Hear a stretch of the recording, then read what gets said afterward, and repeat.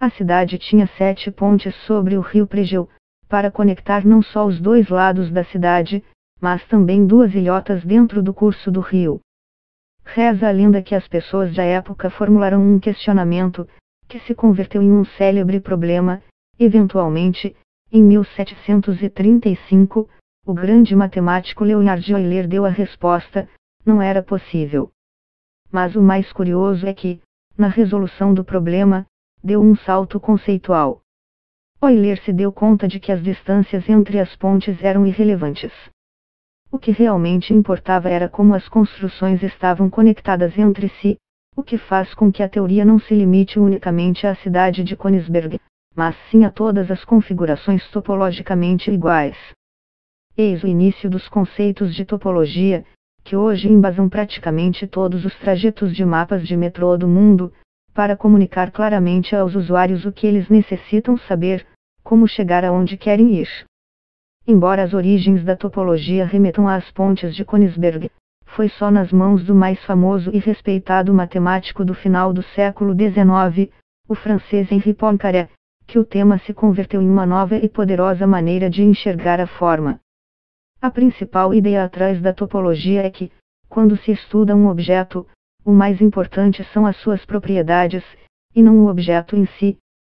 E, se 2 objetos compartilham as mesmas propriedades, devem ser estudados, porque os resultados disso poderão ser escalonados a todos os objetos que compartilhem das mesmas propriedades, ou seja, os objetos homeoformos.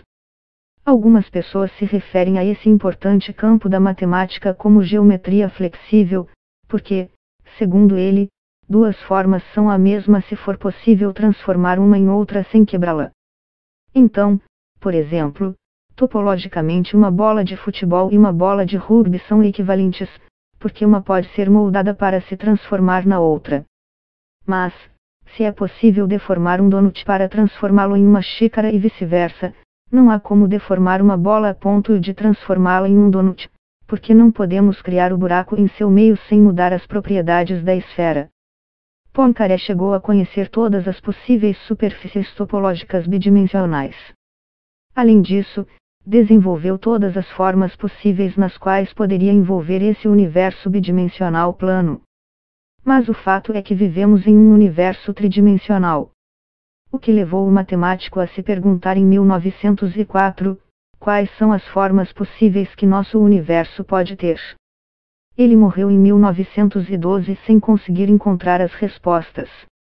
O problema se converteu na conjectura, ou hipótese, de Poincaré e ficou como legado para futuras gerações de matemáticos, que por décadas não conseguiram resolver o problema para superfícies 3D. Assim, a hipótese de Poincaré foi incluída na lista dos 7 problemas matemáticos do milênio, cuja resolução seria premiada com $1 milhão pelo Instituto Clay de Matemáticas de Massachusetts, nos USA. Até que, em 2002, o site de Internet Archive publicou a primeira de 3 partes de um artigo com o intrincado título A Fórmula de Entropia para o Fluxo de Hit e suas aplicações geométricas. Grigori Grisha Perelman vinha se debruçando sobre o tema em sua cidade natal, São Petersburgo, a qual havia regressado depois de viver alguns anos no USA. Segundo um colega, Perelman voltou porque percebeu que seu trabalho fluía melhor na Rússia. Ele não era um desconhecido na comunidade matemática.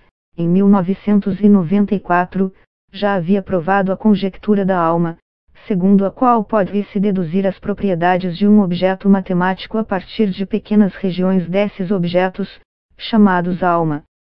Depois disso, ele recebeu ofertas de cargos em algumas das principais universidades do mundo, como Stanford e Princeton, mas preferiu tornar-se pesquisador do Instituto Steklov, em São Petersburgo, um cargo que pagava menos de $100 por mês.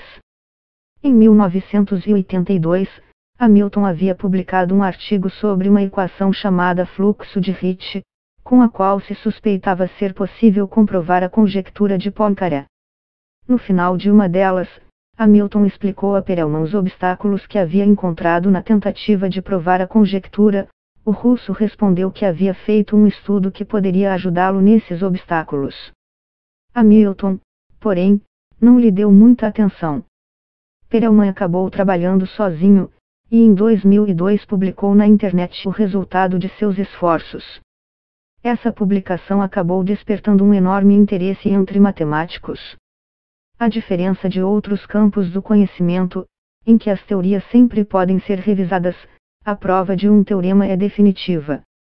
No caso de Perelman, ao menos 2 equipes de especialistas se debruçaram sobre seu artigo para confirmar que não havia brechas ou erros, e a partir disso produziram estudos de centenas de páginas, enquanto que o artigo original tinha meras 39 páginas.